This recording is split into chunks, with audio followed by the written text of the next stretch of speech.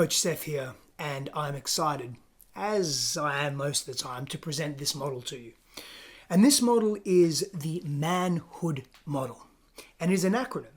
And it is an acronym for eight things that can support in defining who you are as a man. So this is just an introduction to the MANHOOD Model. It's going to be pretty short. It's going to be an exercise here to get you thinking about who you are and what manhood means to you and what being a man means to you, as we've done in the tactical virtues and the good man versus being good at being a man.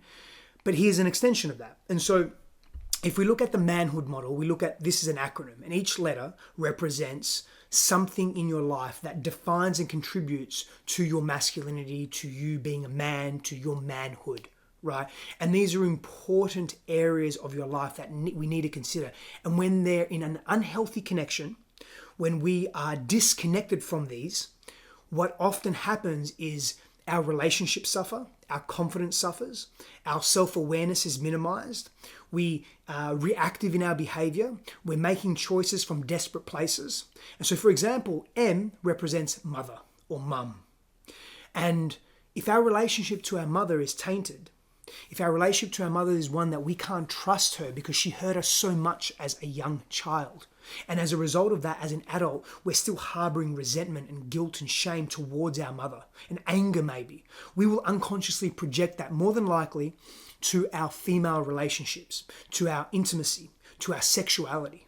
We will lose ourselves in that. We may acquiesce or appease. Maybe you had enmeshment, entanglement, or parentification with your mother.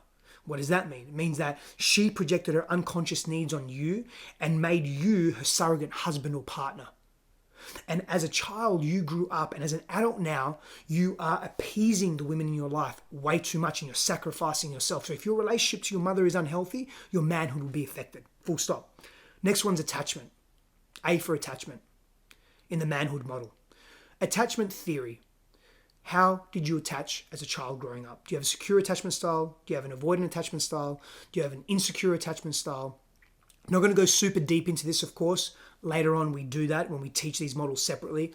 But right now, it's really understanding what is your attachment model. There's a great book out there called Attached that will give you an understanding of what attachment theory is and how that has affected your adult relationships. And the good news is you can move and transcend into a secure attachment style, which ultimately brings healthier relationships, a healthier caliber of people into your life because you're a healthier individual. Important. N, neglect. In the MANHOOD Model, N means neglect. So many young boys, so many children have experienced neglect from their parents because their parents haven't been available for them. They haven't been able to because they've been dealing with their own pain and suffering. They've been stuck in their own level of immaturity. So we experience neglect as children, and that becomes a habit and a pattern for us in our adulthood. And as adults, as men, we often neglect ourselves, neglect our needs, or we neglect those that we love. Because we're scared. We're scared to lose ourselves in overgiving sometimes. Or we're scared to not perform, and therefore we neglect self-care. Because performance has led to validation and approval. And it also is recognized. And so we feel full from it, but it's an empty process. We can't sustain it. So N is for neglect. H is for hatred. Hate. So many men experience